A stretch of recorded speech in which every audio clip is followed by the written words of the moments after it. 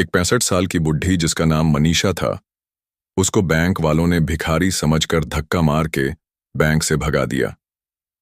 मनीषा की जिंदगी हमेशा से ही सादगी की मिसाल रही थी।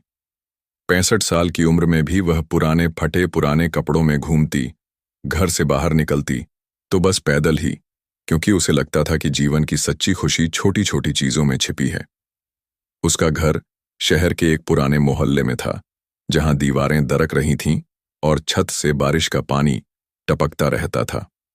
मनीषा का नाम सुनकर लोग अक्सर सोचते कि वह कोई साधारण बुजुर्ग औरत है जो दिन भर घर में बैठी रहती है और शाम को पड़ोसियों से बातें करती है।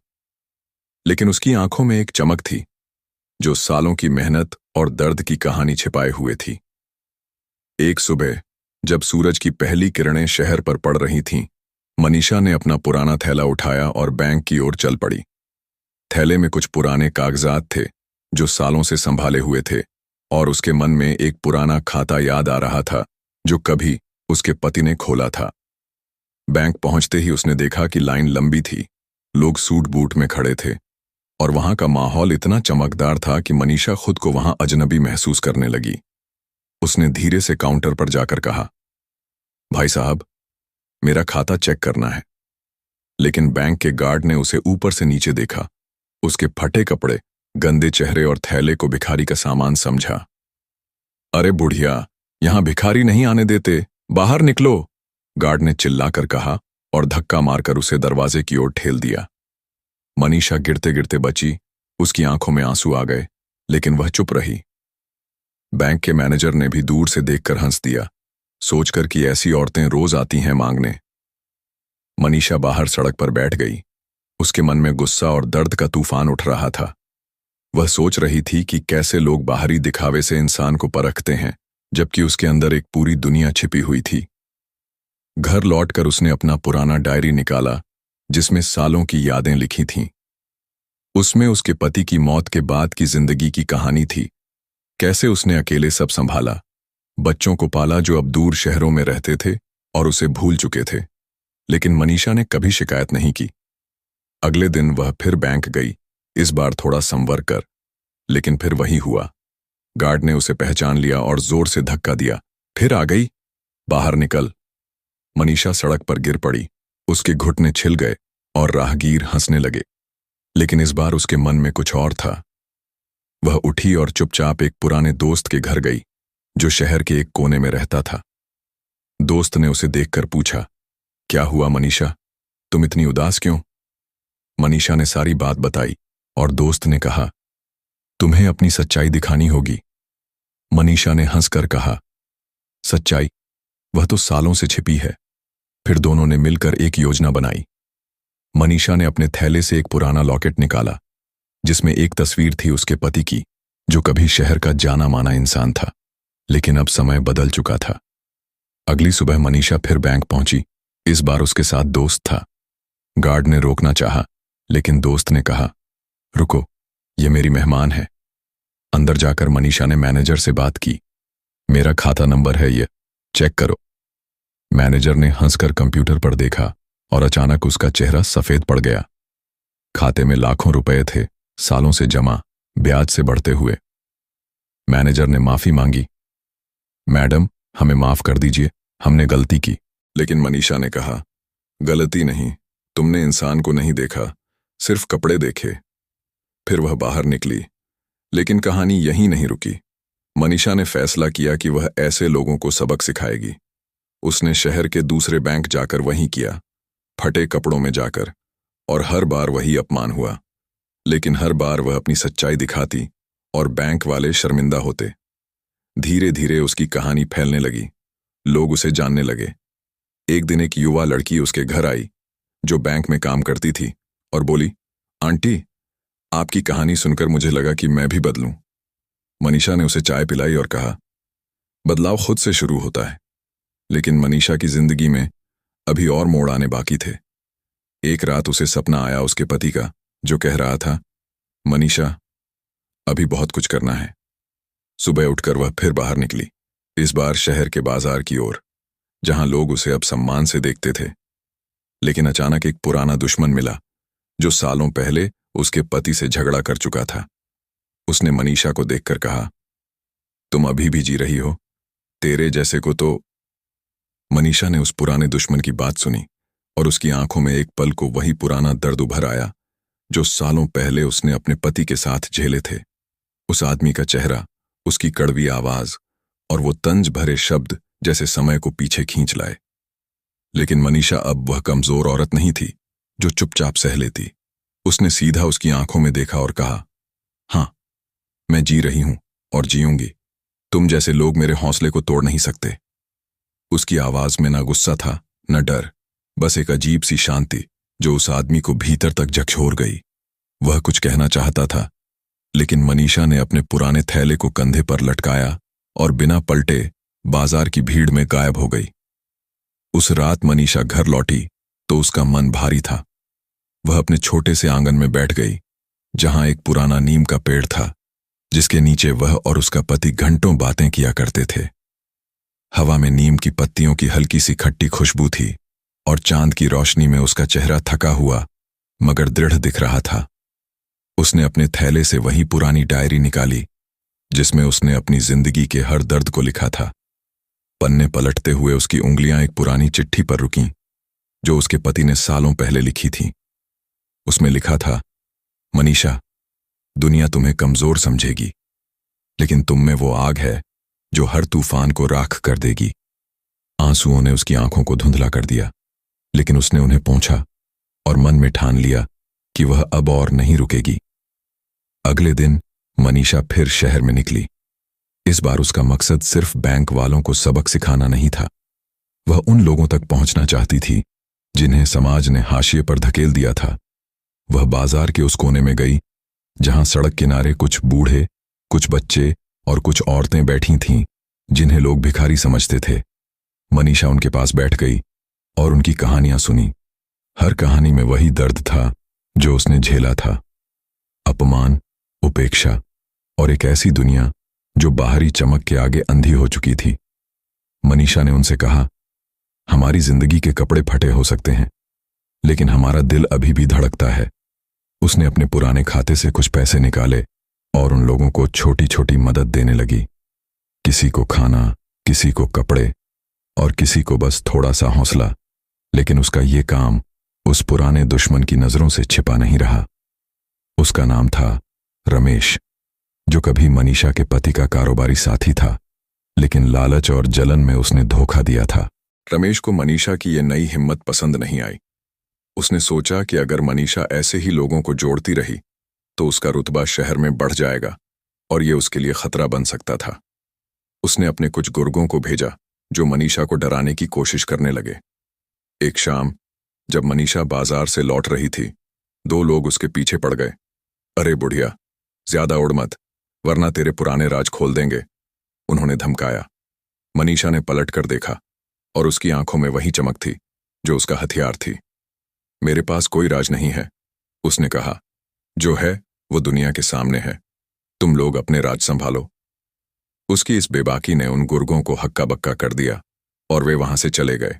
लेकिन मनीषा जानती थी कि यह सिर्फ शुरुआत थी। रमेश जैसे लोग आसानी से हार नहीं मानते। उसने अपने दोस्त को यह बात बताई और उसने कहा, मनीषा, अब तुम्हें और सावधान रहना होगा, लेकिन डरना नहीं। तुम जो कर रही हो वो सही है। मनीषा ने हल्की सी मुस्कान के साथ कहा, डर? वो तो मैंने सालों पहले छोड़ दिया, जब मेरे पति ने मुझे अकेला छोड़ा। अगले कुछ दिन मनीषा ने और जोश के साथ काम शुरू किया। वह उन लोगों को इकट्ठा करने लगी जिन्हें समाज ने ठुकरा दिया था। उसने छोटी छोटी सभाएं शुरू कीं जहां लोग अपनी कहानियां बांटते। धीरे धीरे उसकी बात शहर में फैलने लगी। कुछ लोग उसे बुढ़ी मां कहने लगे तो कुछ उसे सच्चाई की मशाल। लेकिन रमेश का गुस्सा बढ़ता जा रहा था। उसने एक नया दांव खेला। उसने शहर के कुछ प्रभावशाली लोगों को अपने पक्ष में किया और मनीषा के खिलाफ अफवाहें फैलानी शुरू की। कहा कि मनीषा लोगों को भड़का रही है, कि वह पुराने पैसे का गलत इस्तेमाल कर रही है। मनीषा को जब ये बात पता चली तो उसका दिल टूटा, लेकिन उसने हार नहीं मानी। एक दिन जब वह बाजार में अपनी सभा कर रही थी, रमेश खुद वहां पहुंच गया। भीड़ के सामने उसने मनीषा को नीचा दिखाने की कोशिश की। ये औरत तुम्हें बेवकूफ बना रही है, उसने चिल्लाकर कहा। इसके पास जो पैसा है वो इसके पति का चोरी का माल है। भीड़ में खुसुर फुसुर होने लगी। मनीषा ने चुपचाप रमेश की ओर देखा और फिर भीड़ की तरफ मुड़ी। उसने अपनी डायरी निकाली और जोर से कहा, मेरे पति ने ये पैसा अपनी मेहनत से कमाया था, और अगर कोई शक है तो ये देखो। उसने अपने पुराने कागजात दिखाए जिनमें उसके पति के कारोबार के हिसाब किताब थे। फिर उसने रमेश की ओर देखकर कहा, और तुम रमेश, ये बताओ कि तुमने मेरे पति को धोखा क्यों दिया, उसकी मेहनत को क्यों लूटा। रमेश के चेहरे का रंग उड़ गया। भीड़ अब उसकी ओर देख रही थी। मनीषा की सच्चाई और उसकी बेबाकी ने सबको चुप कर दिया। रमेश वहां से भाग गया, लेकिन मनीषा की लड़ाई अभी खत्म नहीं हुई थी। उस रात जब वह घर लौटी तो उसे एक और चिट्ठी मिली। उसमें लिखा था, मनीषा, तुमने जो शुरू किया है वो अब रुकना नहीं चाहिए, लेकिन सावधान रहना, क्योंकि अब तुम्हारी सच्चाई कई लोगों की नींद उड़ा रही है। मनीषा ने चिट्ठी को पढ़ा और उसकी आंखों में फिर वही चमक थी। उसने चिट्ठी को डायरी में रखा और मन में ठान लिया कि वह अब और आगे बढ़ेगी। लेकिन उसकी राह में अभी और मुश्किलें थीं। शहर के कुछ लोग जो रमेश के साथ मिले हुए थे अब उसका रास्ता रोकने की पूरी कोशिश में थे, और मनीषा अपनी सादगी और हौसले के साथ इस तूफान का सामना करने को तैयार थी। मनीषा ने उस चिट्ठी को डायरी में संभाल कर रख दिया और रात की सन्नाटे में अपने छोटे से आंगन में बैठ गई। नीम के पेड़ की पत्तियां हवा में हल्के से हिल रही थीं और चांद की रोशनी में उसका चेहरा एक अजीब सी ताकत से चमक रहा था। वह सोच रही थी कि जिंदगी ने उसे कितने इम्तिहान दिए, पति की मौत, बच्चों की बेरुखी, समाज का अपमान और अब रमेश जैसे लोगों की साजिश। लेकिन हर बार वह टूटी नहीं, बल्कि और मजबूत होकर उभरी।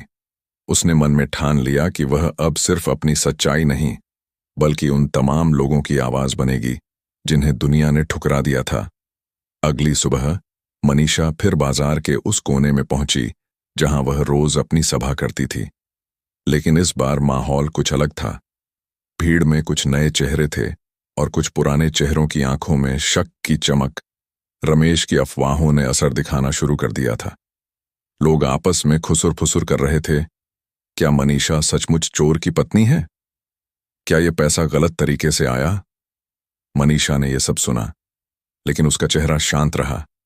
उसने अपनी डायरी उठाई और भीड़ के सामने खड़ी हो गई। मैं जानती हूं, उसने धीमी लेकिन दृढ़ आवाज में कहा, तुम लोग मुझ पर शक कर रहे हो, लेकिन मैं तुमसे एक बात पूछती हूं। जो इंसान अपनी जिंदगी फटे कपड़ों में टपकती छत के नीचे गुजार दे, क्या वो चोर हो सकता है? उसकी बात में इतना वजन था कि भीड़ चुप हो गई। फिर उसने अपने कागजात निकाले और एक एक करके सबके सामने रखे। ये मेरे पति की मेहनत की कमाई है, और अगर कोई मुझ पर उंगली उठाता है तो पहले अपने गिरेबान में झांके। उसके शब्दों ने भीड़ को झकझोर दिया। कुछ लोग शर्मिंदगी से सिर झुका गए तो कुछ ने तालियां बजाईं, लेकिन तभी भीड़ के पीछे से एक आवाज गूंजी, मनीषा, तुम कितना भी बोल लो, ये शहर तुम्हें कभी नहीं अपनाएगा। ये रमेश का एक गुर्गा था जो वहां अपने साथियों के साथ खड़ा था। मनीषा ने उसकी ओर देखा और मुस्कुराते हुए कहा, शहर मेरा है और मैं शहर की। तुम जैसे लोग मुझे डरा नहीं सकते। उसकी इस हिम्मत ने भीड़ में फिर से जोश भर दिया। लोग मनीषा के साथ खड़े होने लगे, लेकिन रमेश इतनी आसानी से हार मानने वाला नहीं था। उसने अब एक नया हथकंडा अपनाया। उसने शहर के कुछ रसूखदार लोगों को अपने साथ मिलाया और मनीषा के खिलाफ पुलिस में शिकायत दर्ज कर दी।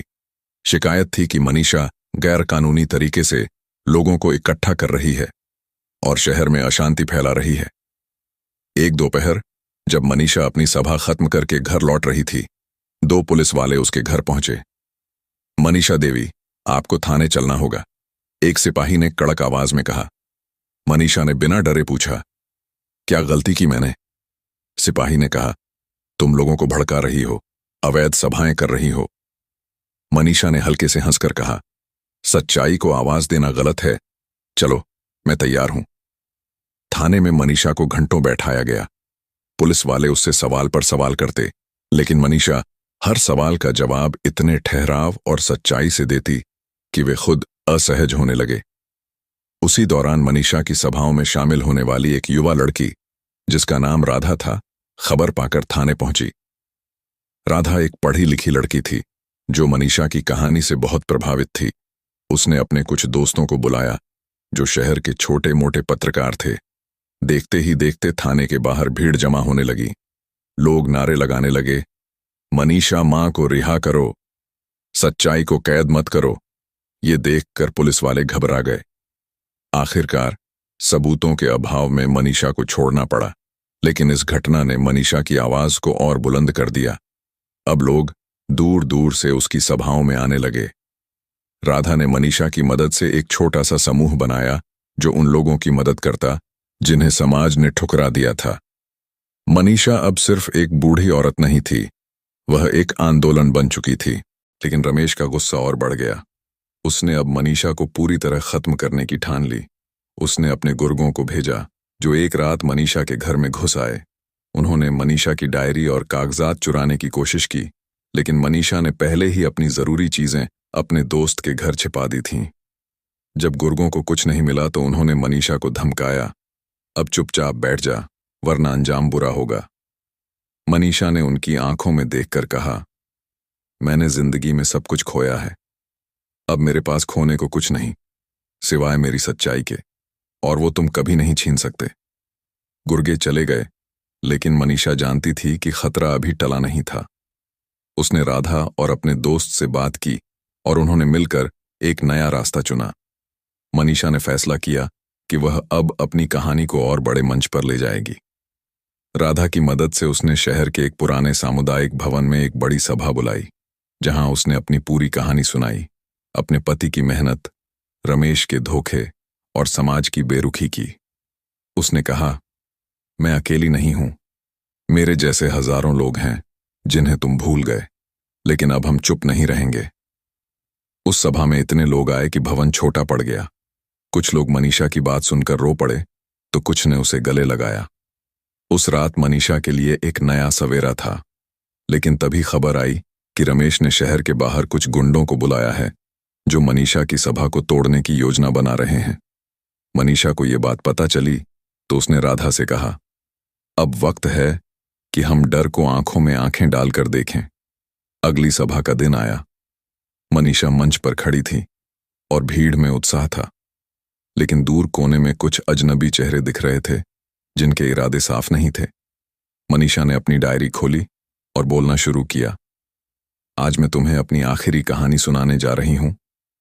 तभी एक जोरदार आवाज गूंजी और भीड़ में अफरा तफरी मच गई। मनीषा की आवाज जैसे ही हवा में गूंजी, भीड़ में अफरा तफरी मच गई। रमेश के भेजे हुए गुंडों ने मंच की ओर बढ़ना शुरू किया। उनके हाथों में लाठियां थीं और चेहरों पर नकाब। लोग डर से इधर उधर भागने लगे, लेकिन मनीषा मंच पर डटी रही। उसकी आंखों में ना डर था ना हार। उसने अपनी डायरी को सीने से लगाया और जोर से कहा, रुक जाओ, अगर तुम्हें मेरी सच्चाई से डर लगता है तो सुन लो, ये डायरी मेरी नहीं, उन हजारों लोगों की कहानी है जिन्हें तुमने ठुकराया। उसकी आवाज में इतनी ताकत थी कि गुंडे एक पल को ठिठक गए। राधा, जो मंच के पास खड़ी थी, ने फुर्ती दिखाई। उसने अपने पत्रकार दोस्तों को पहले ही खबर कर दी थी और देखते ही देखते कुछ स्थानीय पत्रकार और लोग कैमरों के साथ वहां पहुंच गए। कैमरों की रोशनी और भीड़ की एकजुटता देखकर गुंडे पीछे हटने लगे। तभी रमेश खुद वहां पहुंचा, गुस्से से भरा हुआ।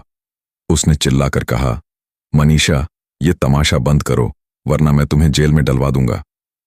मनीषा ने शांति से उसकी ओर देखा और कहा, रमेश, जेल तो मैंने जिंदगी भर झेली है, समाज की बेरुखी की, अपमान की और तुम जैसे लोगों की साजिशों की। अब मेरे पास खोने को कुछ नहीं, लेकिन तुम्हारा सच अब सबके सामने आएगा। मनीषा ने अपनी डायरी से कुछ पुराने कागजात निकाले, वही कागजात जो उसके पति के कारोबार के थे और जिनमें रमेश के धोखे की पूरी कहानी दर्ज थी। उसने एक पत्रकार को वे कागजात सौंपे और कहा, इसे छापो, दुनिया को सच पता चलना चाहिए। भीड़ में सन्नाटा छा गया। रमेश का चेहरा सफेद पड़ गया और वह बिना कुछ कहे वहां से भाग निकला। उस दिन के बाद रमेश की साख शहर में खत्म हो गई। लोग अब उसे धोखेबाज के रूप में जानने लगे और उसके रसूखदार दोस्त भी उससे किनारा करने लगे। मनीषा की सभा उस दिन रुकी नहीं। उसने अपनी बात पूरी की। उसने कहा, सच्चाई का रास्ता मुश्किल है, लेकिन यही वो रास्ता है जो हमें आजाद करता है। मैं चाहती हूं कि तुम सब अपने दर्द को अपनी ताकत बनाओ। लोग तुम्हें कमजोर समझेंगे, तुम्हारे कपड़ों को, तुम्हारी हालत को देखकर हंसेंगे, लेकिन याद रखो, तुम्हारा दिल, तुम्हारी हिम्मत, यही तुम्हारी असली दौलत है। उसकी बात सुनकर भीड़ में एक नया जोश जागा। लोग तालियां बजाने लगे और कुछ ने तो मनीषा को गले लगा लिया। इस घटना के बाद मनीषा की आवाज शहर की सीमाओं को पार कर गई। राधा और उसके दोस्तों ने मनीषा की कहानी को अखबारों और स्थानीय चैनलों तक पहुंचाया। धीरे धीरे मनीषा बुढ़ी मां के नाम से मशहूर हो गई। उसने अपने पति के खाते के पैसों से एक छोटा सा ट्रस्ट बनाया, जो उन लोगों की मदद करता था जिन्हें समाज ने हाशिए पर धकेल दिया था। उसने राधा की मदद से छोटे छोटे समूह बनाए, जहां लोग अपनी कहानियां साझा करते और एक दूसरे को हौसला देते। मनीषा अब सिर्फ एक औरत नहीं थी, वह एक प्रेरणा बन चुकी थी। लेकिन मनीषा की जिंदगी अब भी सादगी से भरी थी। वह उसी पुराने घर में रहती, उसी नीम के पेड़ के नीचे बैठती और अपनी डायरी में नई कहानियां लिखती। एक दिन राधा उसके पास आई और बोली, मां, तुम्हारी वजह से मैंने सीखा कि सच्चाई और हिम्मत से कोई भी जंग जीती जा सकती है। मनीषा ने मुस्कुराकर कहा, बेटी, ये जंग मैंने नहीं, मेरे दिल ने लड़ी, और ये दिल हर उस इंसान में है जो अपने दर्द को अपनी ताकत बनाता है। वह मरते दम तक लोगों की आवाज बनी रही। उसकी मृत्यु के बाद भी उसका ट्रस्ट चलता रहा और राधा ने उसकी डायरी को एक किताब के रूप में छपवाया, जिसका नाम था सच्चाई की मशाल। ये किताब उन तमाम लोगों के लिए प्रेरणा बनी जो अपने हालात से हार मान चुके थे। मनीषा की कहानी हमें सिखाती है कि सच्चाई और हिम्मत के सामने कोई भी ताकत नहीं टिक सकती। समाज हमें हमारे कपड़ों, हालात या उम्र से परख सकता है, लेकिन हमारी असली ताकत हमारे दिल और इरादों में होती है। अगर हम अपनी सच्चाई को गले लगाएं और डटकर उसका सामना करें, तो दुनिया की कोई भी ताकत हमें झुका नहीं सकती। हर इंसान के भीतर एक मनीषा है, बस उसे अपनी आवाज ढूंढनी है। अब एक सवाल आपसे, आपने अपनी जिंदगी में कब ऐसा महसूस किया कि समाज ने आपको आपके बाहरी दिखावे या हालात के आधार पर गलत समझा, और आपने उसका सामना कैसे किया? तो दोस्तों, आपको ये कहानी कैसी लगी? जवाब नीचे कमेंट बॉक्स में जरूर बताएं, क्योंकि आपकी सोच से किसी की जिंदगी बदल सकती है और किसी की सोच को नई दिशा में ले जा सकती है। कहानी अच्छी लगी तो स्टोरी को लाइक करें, चैनल को सब्सक्राइब करें और अपने दोस्तों के साथ शेयर करना ना भूलें। पूरी कहानी देखने का आप सबका धन्यवाद।